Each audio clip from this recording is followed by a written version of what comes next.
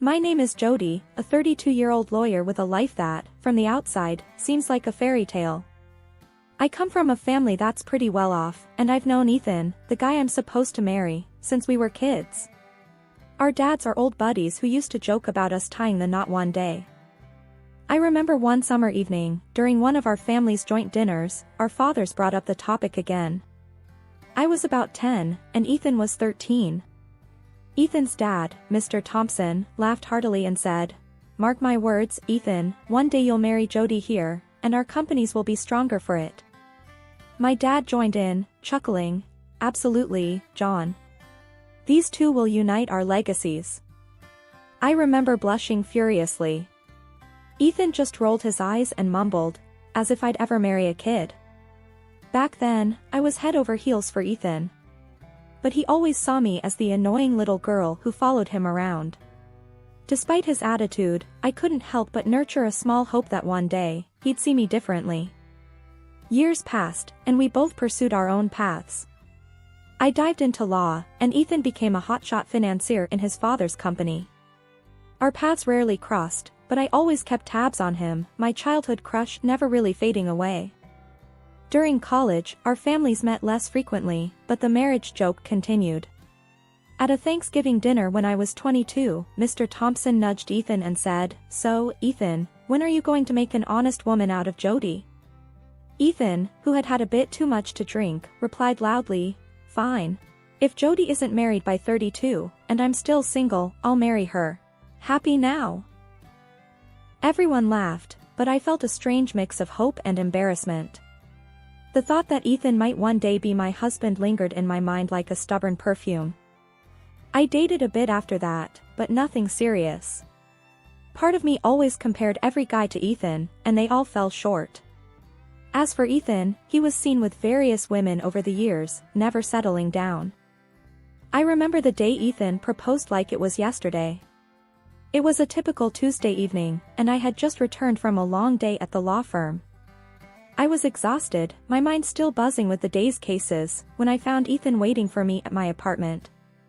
"Hey, Jody." He greeted me casually, as if it was normal for him to be there. "Ethan? What are you doing here?" I asked, surprised. He shrugged. "Thought I'd drop by. We need to talk." My heart raced. "We need to talk," those words never meant anything good in my experience. "Sure, let's talk. Is everything all right?" I tried to sound calm, but my voice betrayed a hint of nervousness. Ethan took a deep breath. "Look, you know the promise I made years ago? About marrying you if we're both still single at 32. "Yeah," I replied, a lump forming in my throat. I wasn't sure where this was going. "Well, I'm a man of my word. So, here." He pulled out a small box from his pocket and opened it to reveal a simple, yet elegant ring. "Will you marry me, Jody?" I was stunned. This wasn't the proposal I had dreamed of, but it was Ethan, and that was all that mattered. "Yes, Ethan, I will," I managed to say, my voice barely above a whisper. He slid the ring onto my finger, and that was it. No hug, no kiss, just a nod from him. "We should tell our parents. They'll be thrilled," he said, already reaching for his phone. I nodded, still processing what had just happened. This was it. I was going to marry Ethan. The next few days were a whirlwind. Our families met for dinner to celebrate the engagement. "Ethan, I can't tell you how happy this makes me," Mr. Thompson said, clapping Ethan on the back. "Yeah, it's great," Ethan replied, his tone flat. My dad raised his glass. "To Jody and Ethan, may this union bring happiness and prosperity to both our families." "To Jody and Ethan," everyone echoed. The dinner was filled with laughter and plans for the future. Everyone was excited, talking about the wedding and how perfect it was for the two families to unite at last. But as I sat there, listening to them, I couldn't help but feel like a bystander in my own life. This was everything I had ever wanted, so why did it feel so hollow? But then, another part of me argued that this was Ethan, the man I had loved all my life. Maybe, with time, he would come to love me. Give it a chance, Jody, I whispered to myself. Maybe this is the start of something wonderful. I closed my eyes, trying to convince myself that everything would be all right. That this marriage, this union of two families, would somehow turn into the love story I had always dreamed of. The civil ceremony was a quiet affair, just our immediate families and a few close friends. Ethan's dad, Mr. Thompson, got teary-eyed as we exchanged vows. "Never thought I'd see the day," he said, wiping his eyes. My parents were beaming, and for a moment, I allowed myself to feel a bit of happiness. After the civil ceremony, the real challenge began, planning the grand wedding. We decided on a 2-month timeline, which meant I had my work cut out for me. I dove into the preparations headfirst, hoping it would distract me from my doubts. One evening, I was sitting with a mountain of bridal magazines, trying to pick a theme for the wedding. Ethan walked in, late from work as usual. "Hey," I said, looking up. "What do you think about a vintage theme for the wedding?" Ethan glanced at the magazines and then at me. "Whatever you want, Jody. It's your day." I felt a twinge of disappointment at his indifference. "But it's our day," I protested softly. He sighed. "I'm beat, Jody. Just pick whatever you like. I'm sure it'll be great." He then walked away, leaving me alone with my magazines. I shook off the feeling of rejection and continued with the plans. Dress shopping was next on my list. I invited my mom and Ethan's mom, Mrs. Thompson, to join me. At the bridal shop, I tried on dress after dress, but nothing felt right. My mom was getting impatient. "Jody, they all look beautiful. Just pick one." Mrs. Thompson was more understanding. "Take your time, dear. It's a big decision." Finally, I found the perfect dress. It was elegant and simple, just what I had always imagined. "This is the one," I said, looking at myself in the mirror. Both moms agreed, and we celebrated with a small lunch. Mrs. Thompson brought up the topic of Ethan. "He's always been a bit reserved. Don't take it to heart, dear." I nodded, but her words didn't provide much comfort. The weeks flew by, and the wedding day was fast approaching. I was in the midst of choosing cakes and finalizing the guest list when I realized I hadn't seen much of Ethan. He was always at work or too tired to discuss anything when he was home. As the wedding day neared, I felt more like a wedding planner than a bride. My excitement was replaced by a sense of loneliness and a growing realization that maybe this marriage was more about convenience than love. But I pushed those thoughts aside. I had to focus on the wedding. Maybe, after the wedding, things would change. Maybe Ethan would be different. The day my world came crashing down started like any other. I was at work, buried under a mountain of case files, when a sudden wave of nausea hit me. I hadn't been feeling well all morning, so I decided to head home early. I pulled up to our house, noticing Ethan's car in the driveway. That was odd, he was never home this early. Quietly, I unlocked the front door, not wanting to startle him. Maybe he was sick too, I thought. As I stepped inside, I heard Ethan's voice coming from the living room. He was on the phone. Curiosity got the better of me, and I tiptoed closer. "No, baby, I can't wait to see you tonight," Ethan said, his voice soft and affectionate. My heart skipped a beat. Who was he talking to? I pressed myself against the wall, listening intently. "Yeah, marrying Jody is a pain, but it's worth it. Once I get control of the companies, we'll be set. Don't worry, after she pops out a kid, I'll dump her," he continued. I felt like I'd been punched in the stomach. This couldn't be happening. The room spun around me as I struggled to process his words. "Yeah, she's clueless. Thinks I actually love her," he chuckled. That chuckle, so cold and cruel, shattered the last bit of hope I had. I couldn't listen anymore. I stumbled back to the front door, my mind racing.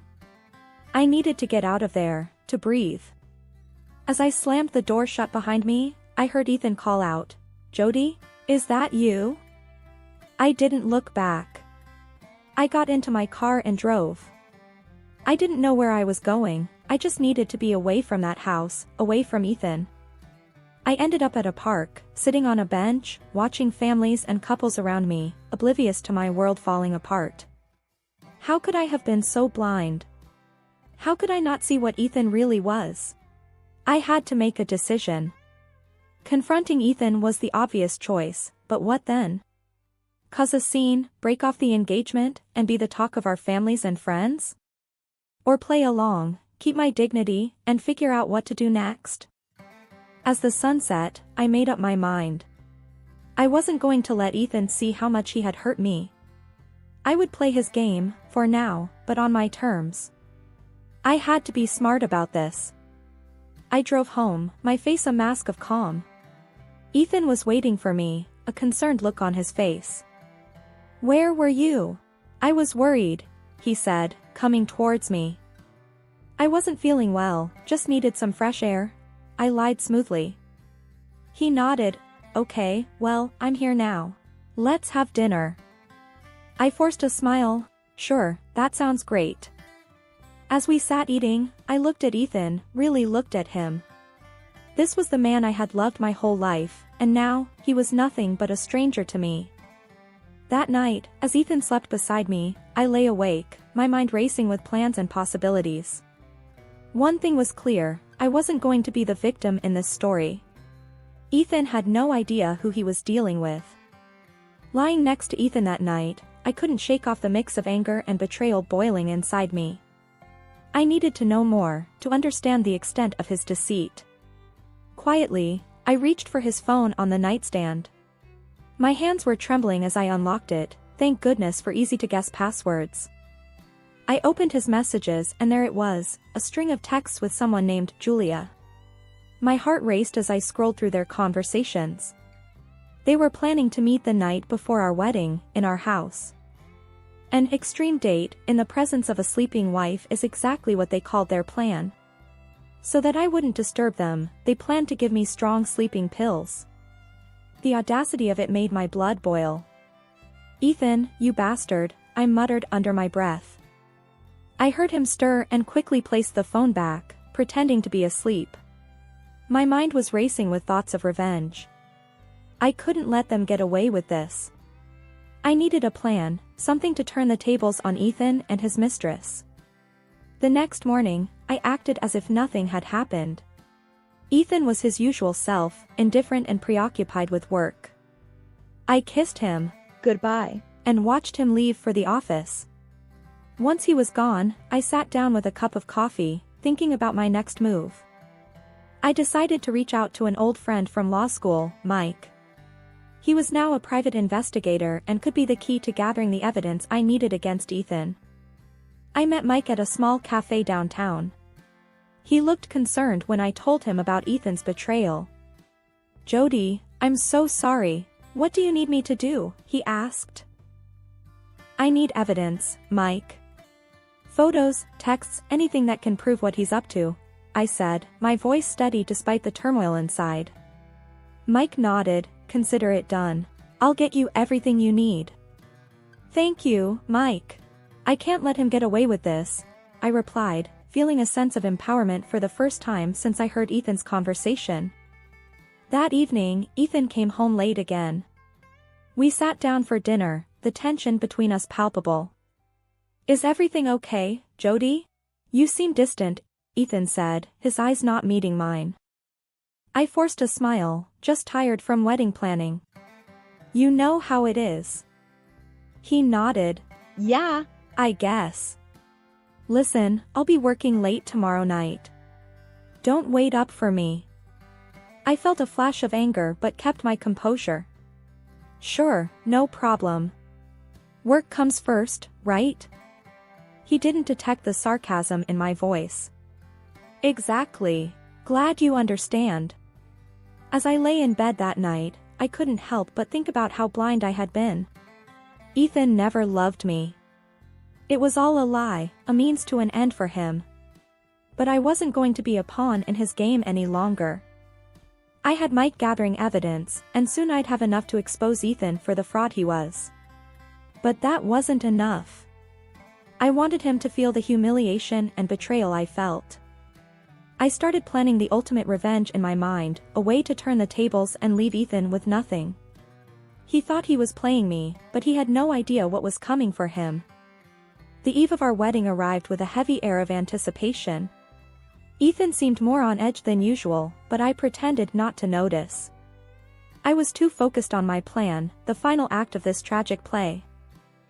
Ethan came home early, which was unusual. He was carrying a bottle of champagne and 2 glasses. "Thought we could celebrate our last night as an unmarried couple," he said with a forced smile. I played along, hiding my contempt. "That sounds lovely," I replied, mustering a smile. As he poured the champagne, I couldn't help but wonder if this was the moment he'd try to drug me, as per his plan with Julia. We clinked glasses, and I brought the champagne to my lips, pretending to sip while actually letting it run down the side of my mouth. Ethan didn't notice, he was too busy texting under the table. Probably Julia, I thought bitterly. After a few minutes, I feigned dizziness. "Ethan, I'm not feeling so well. I think I need to lie down." He looked up, satisfaction flashing in his eyes for a moment. "Oh, okay. Do you need any help?" "No, I'll be fine. Just need some rest," I said, standing up shakily. As I made my way to the bedroom, I heard Ethan make a phone call. "She's out. You can come over now," he whispered. My heart raced. This was it. My plan was about to unfold. Once in the bedroom, I quietly locked the door and slipped under the covers, pretending to be asleep. I heard the front door open and close a while later, and then low voices coming from the living room. Ethan and Julia, no doubt. I waited for what felt like hours, my body tense with anticipation. Then, I made my move. I grabbed my phone and called both our parents, whispering a quick lie about a surprise for them at the house. "Mom, Dad, you need to come over right now. I have a surprise for Ethan and I want you to be part of it," I said, my voice trembling with feigned excitement. "Really, honey? At this hour?" "Okay, we'll be right there," my mom replied, confused but intrigued. I made the same call to Ethan's parents, ensuring that everyone would arrive at the same time. Then, I sat in the dark, waiting for the moment of truth. The sound of the doorbell broke the silence of the night. I heard footsteps and then voices of confusion and anger. I slipped out of bed and made my way to the living room. The scene before me was one of chaos. Ethan and Julia, caught in a compromising position, our parents standing in the doorway, shocked and appalled. "What the hell is this, Ethan?" Mr. Thompson roared, his face red with anger. Ethan was speechless, his eyes wide with shock. Julia was scrambling to cover herself, looking around frantically. I stepped into the room, a sense of satisfaction washing over me. "Surprise," I said, my voice cold. The confrontation was intense. Accusations flew, tears were shed, and the truth came out in the ugliest way. Ethan tried to explain, but his words fell on deaf ears. As the reality of the situation sank in, I felt a strange sense of relief. The charade was over. I was free from the lies and deceit. I watched as Ethan's world crumbled around him. He had lost everything in one fell swoop, his family, his reputation, and any future he might have had with me. The aftermath of Ethan's betrayal left the house in a haunting silence. As I sat at the kitchen table, staring blankly at the cold coffee before me, my mind was a battleground of emotions. The dramatic revelation had left me reeling, but also ignited a flame of determination within. I spent the next few days in a flurry of activity. Meetings with my lawyer, going over the evidence Mike, the private detective, had gathered. The photos of Ethan with Julia, their intimate texts, and the damning correspondence where they planned to drug me with a powerful sleeping pill, it was all there. Ethan attempted to reach out several times, but I ignored his calls and messages. There was nothing left to say to him. On the day of the court hearing, I donned my sharpest suit, a symbol of the new, unyielding woman I had become. Walking into the courtroom, I saw Ethan, a shell of the confident man he once was. The hearing was intense. My lawyer presented the evidence with clinical precision. Ethan's lawyer tried to defend, but the proof was irrefutable.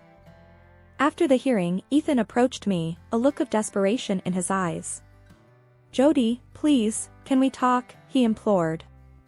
I faced him, the man who had shattered my trust. "What's left to say, Ethan?" My voice was calm but laced with disdain. I'm sorry, Jody. I never thought it would go this far," he stammered. "Sorry isn't good enough." "You made your choices, Ethan," I replied, turning my back on him. Over the following months, the legal battle raged on, but my resolve never wavered. The evidence was damning, and eventually, justice was served. Ethan was ordered to pay a significant sum for emotional damages. Leaving the courtroom for the last time, a wave of relief washed over me. I had stood up to Ethan and emerged victorious. That chapter of my life was closed. I was ready to move forward, stronger and more resilient.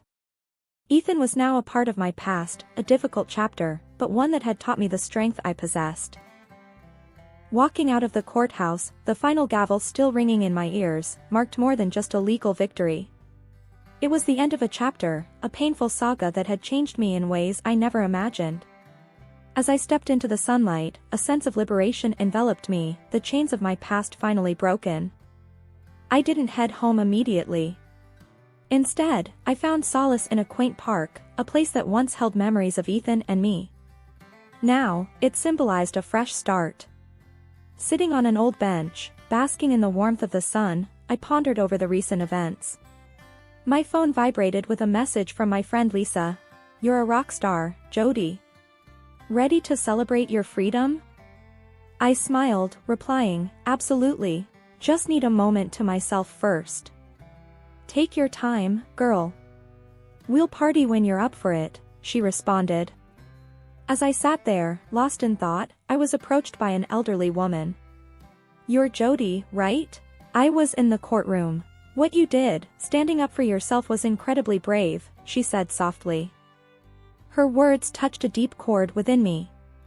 "Thank you. It wasn't easy, but it was necessary," I replied, feeling a swell of pride. "You've inspired me, dear," she said before walking away, leaving me with a sense of purpose and strength.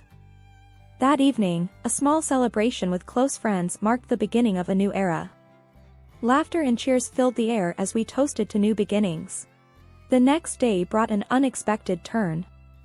While out for a walk, I received a call from Ethan. His voice was desperate, a stark contrast to the confident man I once knew. "Jody, please, I need your help," he pleaded. "What's wrong, Ethan?" I asked, although I had a guess. "My father, after everything that came out, he's considering kicking me out of the company and disinheriting me. You have to talk to him, convince him not to." Ethan's voice cracked with desperation. I felt a surge of satisfaction. Karma had caught up with him. "Ethan, what you're asking? I can't do that. You made your choices, and now you have to live with the consequences," I said calmly. "But Jody, I have nothing left. Please, I'm begging you," he implored. I took a deep breath, feeling a sense of empowerment. "No, Ethan. It's time for you to face the music. Goodbye." I hung up, cutting off any further pleas. Walking back home, I felt a weight lifted off my shoulders. Ethan's downfall was a result of his own actions, and I no longer bore any responsibility for his fate. In the following weeks, I threw myself into work and rekindled old hobbies. Friends and family surrounded me, their support unwavering. Life was moving forward, and so was I. One evening, as I relaxed with a book, a realization dawned on me: I was content. The turmoil of the past had given way to peace, and for the first time in a long time, I felt genuinely happy. The journey had been tumultuous, filled with betrayal and heartache, but it had also taught me resilience and self-worth. I had stood up for myself, sought justice, and emerged stronger.